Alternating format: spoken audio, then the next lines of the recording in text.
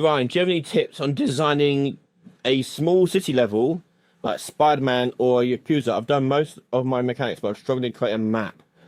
Uh, is there such a thing as a small city? My best advice, if it actually, my best advice is to look at real city planning and look at how cities actually get built. If you want it to be realistic in that sense of like believable, you have to think about how we do things like zoning in cities. I'm not an engineer, but how cities have zoning, and think about how people use the cities and things like that.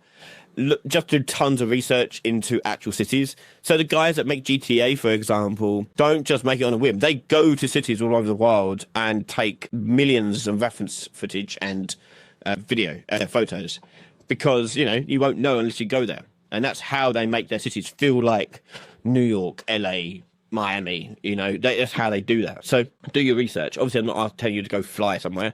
Google Maps is great for this, so have a look at Google Maps. Yeah, really helps. Um, Would you? But in all seriousness, if you're building a massive city, try to think of ways to make your life easier, because it's a lot of work. So you're using a lot of like PCG and dynamic materials or things like that to make your life a little bit easier. Yeah, take a look at the city sample project. There's quite a few things in there that can point you to the right direction. I would personally advise not making a city game.